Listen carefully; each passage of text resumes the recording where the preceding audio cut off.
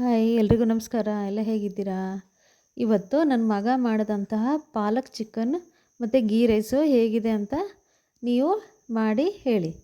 ನೋಡಿ, ಮೊದಲಿಗೆ ಒಂದು ಬಾಣಲಿಲಿ ಅಥವಾ ಪಾತ್ರೆಯಲ್ಲಿ ಸ್ವಲ್ಪ ಎಣ್ಣೆ ಹಾಕ್ಕೊಂಡು ಕಾಯಿಸ್ಕೊತಾ ಇದ್ದಾನೆ. ಅದಕ್ಕೀಗ ಚಿಕನನ್ನು ತೊಳೆದು ರೆಡಿ ಮಾಡಿಕೊಟ್ಟಿದ್ದೆ, ಅದನ್ನು ಹಾಕ್ಕೊಂಡು ಕ್ಲೀನಾಗಿ ಫ್ರೈ ಮಾಡ್ಕೋಬೇಕು.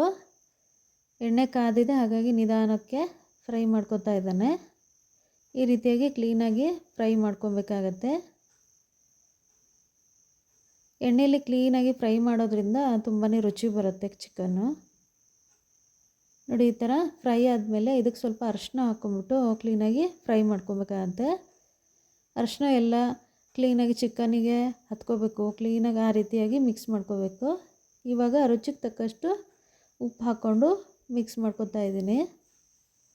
ಈ ರೀತಿಯಾಗಿ ಮಿಕ್ಸ್ ಮಾಡ್ಕೋಬೇಕು.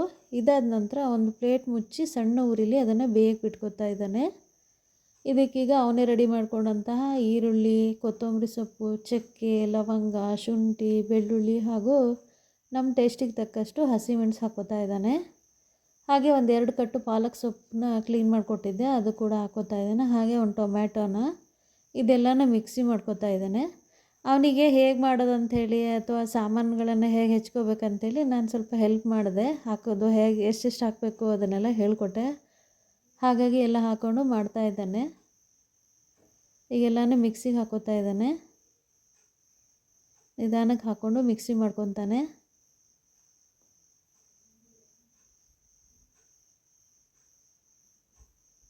ಈಗ ನೋಡಿ, ನಾವು ಸಣ್ಣ ಉರಿಯಲ್ಲಿ ಚಿಕನ್ ಬೇಯಕ್ಕೆ ಇಟ್ಟಿರೋಂಥದ್ದು ಈ ರೀತಿಯಾಗಿ ಅರ್ಧ ಬೆಂದಿದೆ ಅನಿಸುತ್ತೆ. ಇದಕ್ಕೀಗ ರುಬ್ಕೊಂಡಿರೋಂಥ ಮಸಾಲೆನ ಹಾಕೋತಾ ಇದ್ದಾನೆ.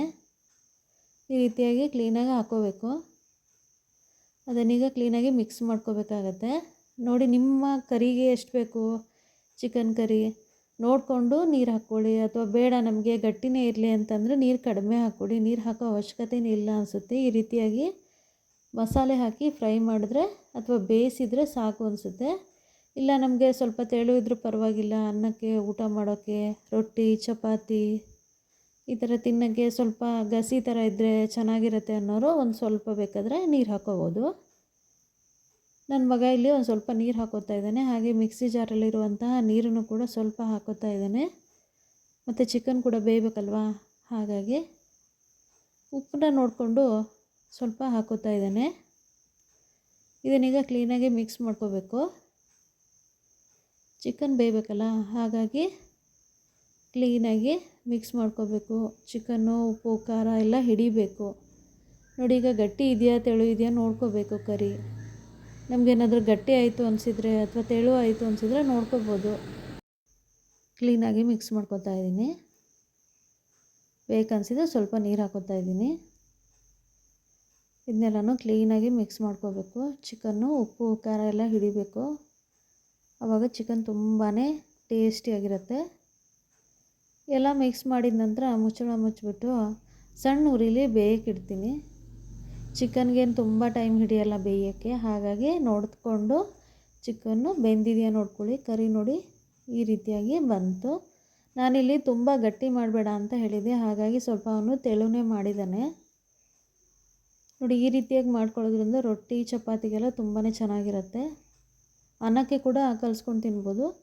ನೀವು ಬೇಡ ಇಷ್ಟು ತೆಳು ಬೇಡ ಅಂತಂದರೆ ಗಟ್ಟಿ ಕೂಡ ಮಾಡ್ಕೊಬೋದು. ನೀರು ಕಡಿಮೆ ಹಾಕ್ಕೊಂಡ್ರೆ ಅಷ್ಟೇ ಆಯಿತು. ಇವತ್ತಿನ ಪಾಲಕ್ ಚಿಕನ್ ತುಂಬಾ ಚೆನ್ನಾಗಿ ರೆಡಿಯಾಗಿದೆ. ನೋಡಿ, ನೋಡೋಕ್ಕೆ ಎಷ್ಟು ಚೆನ್ನಾಗಿ ಕಾಣಿಸ್ತಾ ಇದೆ. ತಿನ್ನೋಕ್ಕೂ ಕೂಡ ಅಷ್ಟೇ ರುಚಿಯಾಗಿರುತ್ತೆ. ಇವತ್ತು ನನ್ನ ಮಗ ಮಾಡ್ತೀನಿ ಅಂತ ಅಂದಿದ್ದಕ್ಕೋಸ್ಕರ ಇವತ್ತು ಅವನಿಗೆಲ್ಲ ಹೇಳ್ಕೊಟ್ಬಿಟ್ಟು ಅವನ ಹತ್ರ ಮಾಡಿಸಿದ್ದೀನಿ. ಹೇಗಾಗಿದೆ ಅಂಥೇಳಿ ತಿಂದು ನೋಡಿ ಹೇಳ್ತೀನಿ ಅವನಿಗೆ. ನನಗನ್ಸೋ ಪ್ರಕಾರ ತುಂಬಾ ಚೆನ್ನಾಗಿದೆ. ನೋಡೋಕ್ಕಂತೂ ತುಂಬ ಚೆನ್ನಾಗಿ ಕಾಣಿಸ್ತಾ ಇದೆ. ನೋಡಿ, ಈ ರೀತಿಯಾಗಿ ಗೀ ರೈಸು ಅಥವಾ ವೈಟ್ ರೈಸು, ರೊಟ್ಟಿ, ಚಪಾತಿ ಜೊತೆಗೆ ತುಂಬಾ ಚೆನ್ನಾಗಿರುತ್ತೆ. ಒಂದು ಸರಿ ಹೇಗಿದೆ ಮನೇಲಿ ನೀವು ಮಾಡಿ ನೋಡಿ. ಹಾಗೆ ನನ್ನ ಚಾನಲ್ನ ಲೈಕ್ ಮಾಡಿ, ಸಬ್ಸ್ಕ್ರೈಬ್ ಮಾಡಿ. ನಿಮಗೆ ಇಷ್ಟ ಆದರೆ ಈ ಚಿಕನ್ ಮಸಾಲೆ ಅಥವಾ ಪಾಲಕ್ ಚಿಕನ್ನ ನೀವು ಮನೇಲಿ ಟ್ರೈ ಮಾಡಿ. ಹಾಗೆ ಹೇಗೆ ಅನ್ನಿಸ್ತು ಅಂಥೇಳಿ ನನಗೆ ಕಮೆಂಟ್ ಮಾಡಿ ತಿಳಿಸಿ. ಎಲ್ಲರಿಗೂ ಧನ್ಯವಾದಗಳು.